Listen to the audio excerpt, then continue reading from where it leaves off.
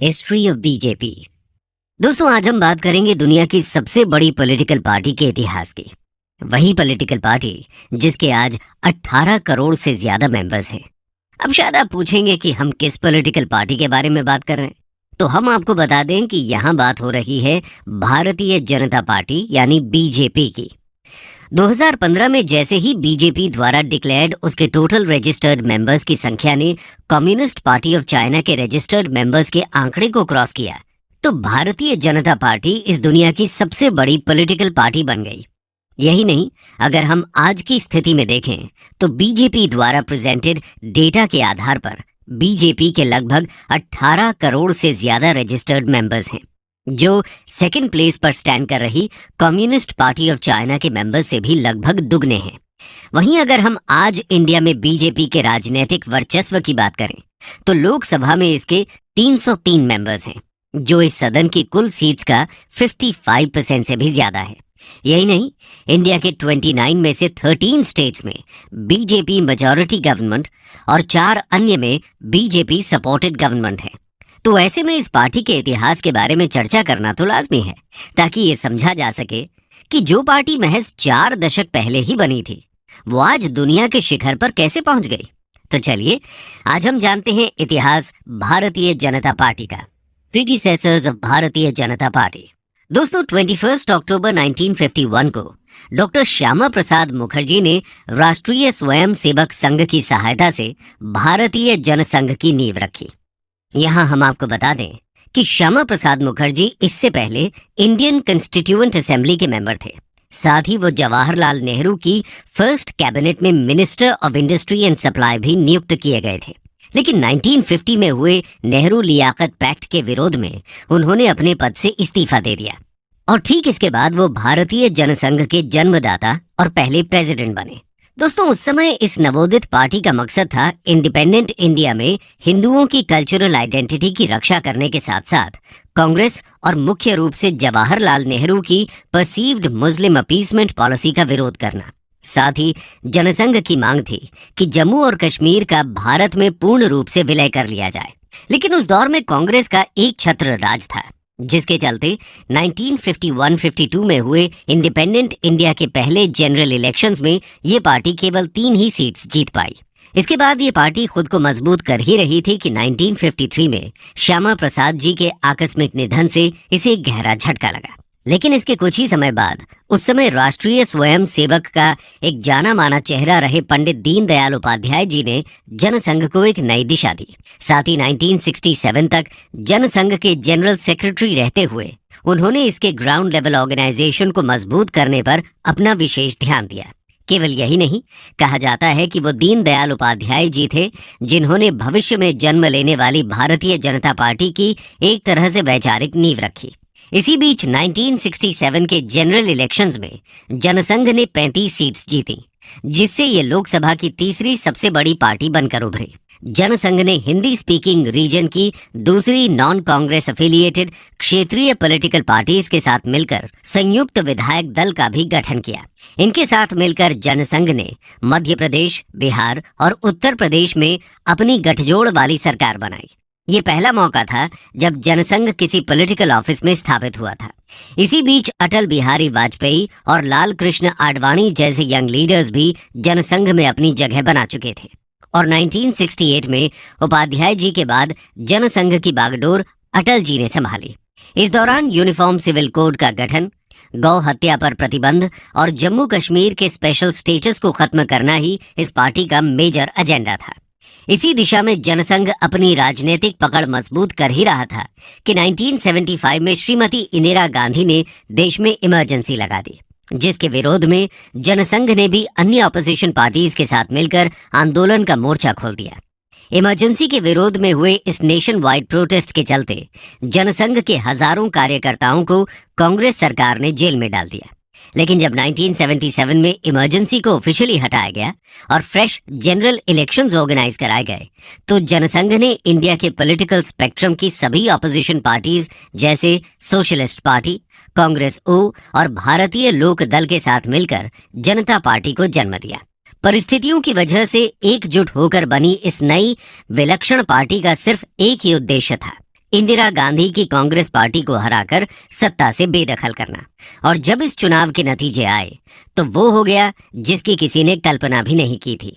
देश में पहली बार कांग्रेस सत्ता के बाहर थी और जनता पार्टी की सरकार गठित हो रही थी।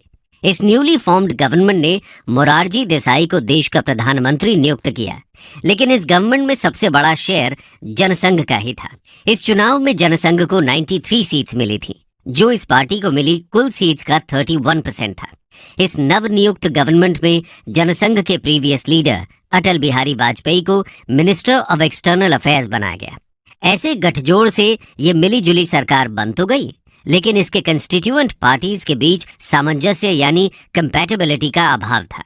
और ऐसा इसलिए भी था क्योंकि इसकी अलग अलग कंस्टिट्यूएंट पार्टीज की आइडियोलॉजीज भी एक दूसरे से काफी डिफरेंट थी, जिसके चलते इसके एक घटक दल ने आरएसएस एसोसिएटेड जनसंघ के मेंबर से इस ड्यूअल मेंबरशिप को खत्म करने की मांग की।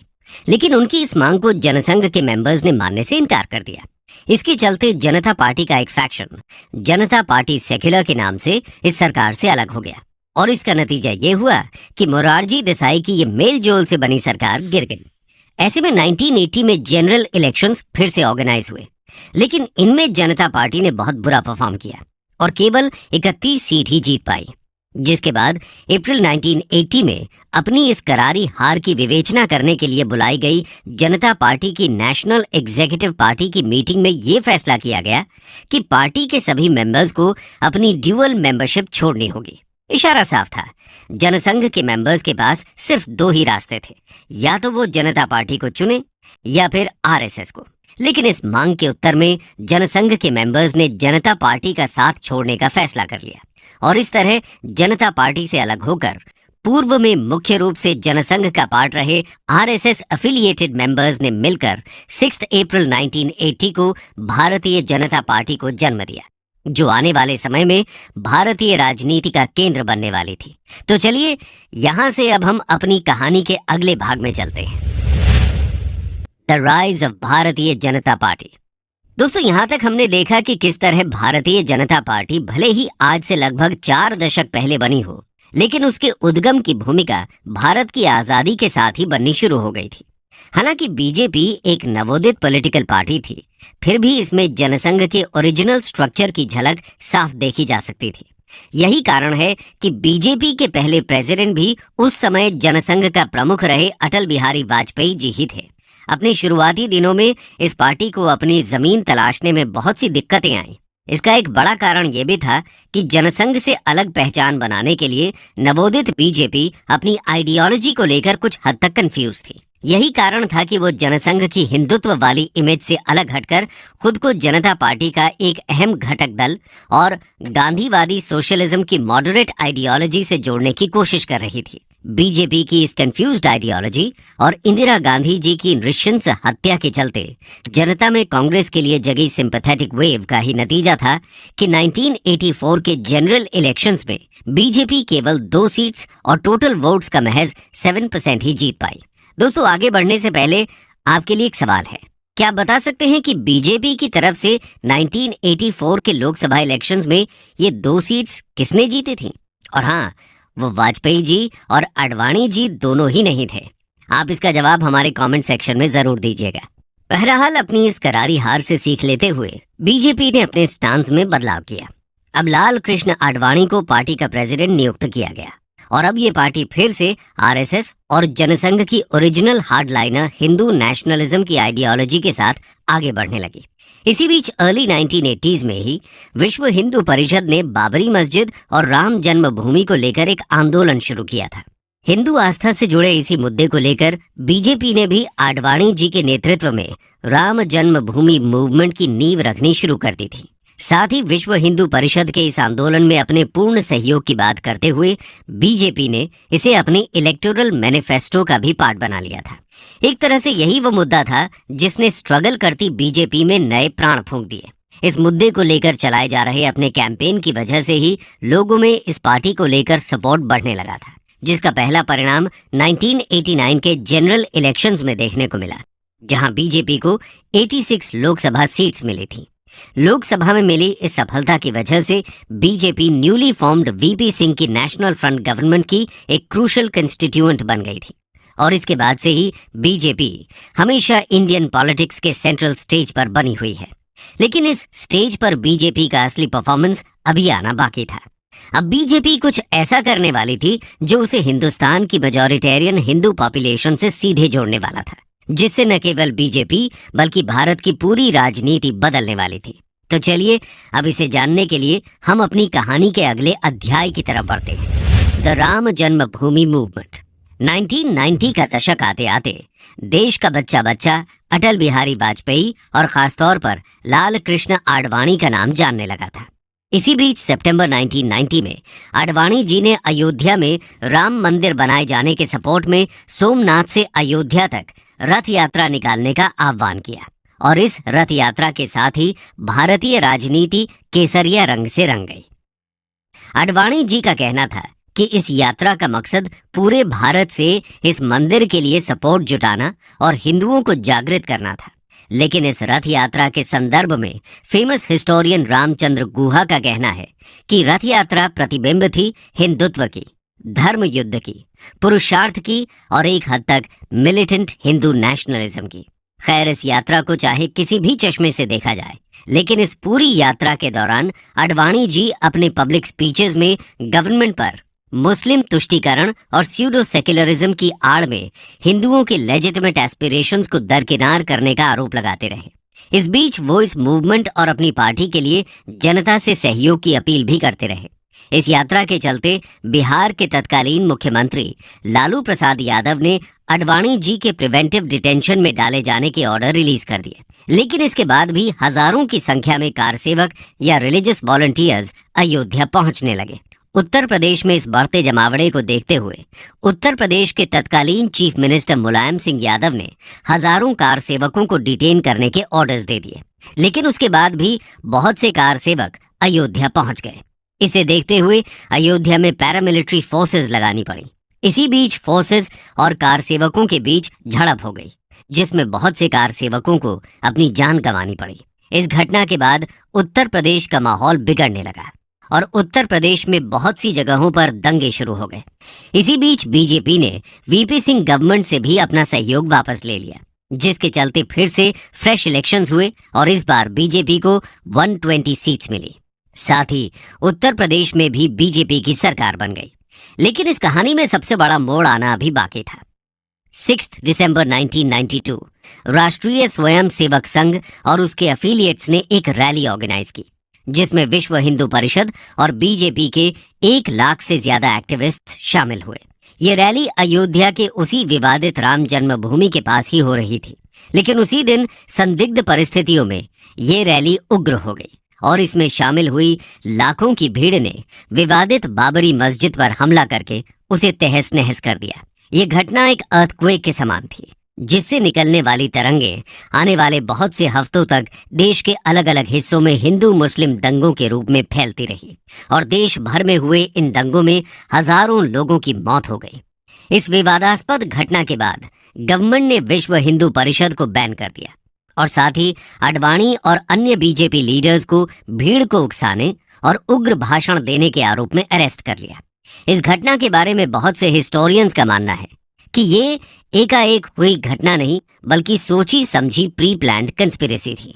इसी संदर्भ में 2009 में जस्टिस मनमोहन सिंह लिबहान की रिपोर्ट में बीजेपी के बहुत से नामचीन लीडर्स जैसे अटल जी, आडवाणी जी, मुरली मनोहर जोशी समेत 68 को इस डेमोलिशन के लिए दोषी माना गया। इस रिपोर्ट के अनुसार इनके भाषणों और बहकावे में ही बाबरी मस्जिद डिमोलिश की गई। साथ ही उस वक्त की कल्याण सिंह की यूपी स्टेट गवर्नमेंट को भी इस घटना में शामिल माना गया। लेकिन 30 सितंबर 2020 को आए सुप्रीम कोर्ट ऑफ इंडिया के फैसले में इन सभी लीडर्स को दोषी न मानते हुए इन्हें बरी कर दिया गया। अब इन तथ्यों और उनकी विवेचना के आधार पर हम इस घटना को किसी भी तरह देख सकते हैं। लेकिन फिर भी इस सब के बीच भी जो एक बात स्पष्ट रूप से नजर आती है वो ये कि आजाद भारत के इतिहास की शायद यही वो सबसे बड़ी घटना है जिसने हिंदुस्तान के आने वाले कल को हमेशा के लिए बदल कर रख दिया। खैर, यदि हम अपनी कहानी में आगे बढ़ें तो हम देखेंगे कि बीजेपी ने इसी दौरान राम जन्मभूमि से जुड़ी इस रथ यात्रा के अलावा भी एक यात्रा की थी, और वो थी दिसंबर 1991 में तत्कालीन बीजेपी प्रेसिडेंट मुरली मनोहर जोशी के नेतृत्व में की गई एकता यात्रा। ये यात्रा देश में एकीकरण का संदेश देने के लिए कन्याकुमारी से 11 दिसंबर 1991 में शुरू की गई थी और 14 स्टेट से होते हुए 26 जनवरी 1992 को श्रीनगर के लाल चौक पर तिरंगा फहराने के साथ खत्म हुई। लेकिन दोस्तों, बीजेपी की इन दोनों ही यात्राओं में भी एक और समानता थी। वो ये थी कि इन दोनों के आयोजन में भारत के current prime minister Narendra Modi ji ने एक अहम किरदार निभाया था। ऐसे में हम समझ सकते हैं कि भारत का भावी नेतृत्व भी इन्हीं आंदोलनों के बीच तैयार हो रहा था। लेकिन भारत की सत्ता इस नए नेतृत्व के हाथ में सौंपे जाने के लिए अभी 2 दशक का समय शेष था। तो इसी बीच के 2 दशकों में बीजेपी का क्या हुआ, इसे जानने के लिए चलिए अब हम अपने अगले अध्याय में चलते हैं। The BJP turned into NDA. दोस्तों, 90s का दशक आते आते कांग्रेस अब वो पुरानी वाली कांग्रेस नहीं रही थी। उसे चुनौती देने के लिए बहुत से क्षेत्रीय दल लामबंद हो रहे थे, लेकिन इनमें से कोई भी अकेले टक्कर देने में सक्षम नहीं था। ऐसे में बीजेपी, जो अब तक भारत की दूसरी सबसे बड़ी पार्टी बन चुकी थी, ऐसी कांग्रेस विरोधी आंदोलनों का नेतृत्व करने के लिए परिपक्व हो चुकी थी। अब अगले 2 दशक तक बीजेपी, जो इन दलों के साथ मिलकर एनडीए या नेशनल डेमोक्रेटिक अलायंस बना चुकी थी, उसका सीधा मुकाबला यूपीए या यूनाइटेड प्रोग्रेसिव अलायंस के रूप में कांग्रेस के घटक दलों से हो रहा था। इस दौरान बीजेपी का नेतृत्व एक तरह से अटल बिहारी वाजपेयी जी के हाथ में रहा, जिन्होंने 3 अलग अलग बार देश की कमान भी संभाली, लेकिन उनमें से एक ही बार वो अपना कार्यकाल पूरा कर पाए। इसका एक बड़ा कारण यही था कि ये दौर गठजोड़ की सरकारों का था, जहां घटक दलों के मूड के अनुसार सरकार बनती या गिरती थी। फिर भी उसके बीच राजनीति में बीजेपी के बढ़ते कद और जमीन पर उसकी बढ़ती पकड़ को साफ देखा जा सकता था। इस बीच जब अटल जी ने 1999 से 2004 तक अपनी सरकार बनाई, तो उस बीच उनके गवर्नमेंट की काफी सराहना हुई। साथ ही उस बीच जिस तरह से उनके द्वारा पाकिस्तान से संबंध सुधारने के लिए बस यात्रा के माध्यम से पहल की गई, उसकी भी देश विदेश में काफी सराहना हुई। लेकिन भारत की तरफ से हुई इस पहल के बाद भी पाकिस्तान के हाथों कारगिल युद्ध के नाम पर भारत को सिर्फ धोखा ही हाथ लगा। ऐसे मुश्किल वक्त में जिस तरह से अटल जी के नेतृत्व में भारतीय सेना ने पाकिस्तान को मुंह तोड़ जवाब दिया, ऐसा माना जा रहा था कि अटल जी की सरकार दोबारा बनना तय है। लेकिन आशाओं के विपरीत कांग्रेस यूपीए के रूप में वापस लौट आई। यही नहीं, कांग्रेस एडमिनिस्ट्रेशन पर लगातार उठते सवालों के बाद भी यूपीए ने अपने 2 कंसेक्यूटिव टर्म्स पूरे किए, जिसे देखकर लगता था कि अब शायद कांग्रेस का वही पुराना दौर वापस आ गया है। लेकिन इस कहानी में अभी एक आखिरी मोड़ आना बाकी था, और ये मोड़ आना इसलिए भी जरूरी हो गया था क्योंकि बीजेपी का एक नया नेतृत्व एक नई दिशा के साथ तैयार हो चुका था। ऐसा नेतृत्व जिसकी नींव उसकी 2 देशव्यापी यात्राओं के दौरान 2 दशक पहले ही पड़ गई थी। जी हाँ, हम बात कर रहे हैं नरेंद्र मोदी जी की। तो चलिए अब हम अपनी कहानी के आखिरी अध्याय की ओर बढ़ते हैं। The NDA turned BJP. दोस्तों, यूपीए के सेकंड टर्म में उस पर बहुत से करप्शन के आरोप लग रहे थे, साथ ही महंगाई भी आसमान छू रही थी। ऐसे में देश की जनता परिवर्तन चाहती थी और वो उन्हें गुजरात के तत्कालीन सीएम और बीजेपी के पीएम कैंडिडेट नरेंद्र मोदी में देखने को मिल रहा था। ये मोदी जी की फैन फॉलोइंग ही थी जिसने 2014 और फिर 2019 में उनके द्वारा लड़े गए प्रेसिडेंशियल स्टाइल इलेक्शंस में ऐतिहासिक जीत दिलाई। और ये इस जीत का ही नतीजा था कि जहां एक समय बीजेपी को सरकार बनाने के लिए एनडीए का सहारा लेना पड़ रहा था, वहीं अब बीजेपी अकेले अपने दम पर सरकार बना पाने में सक्षम थी।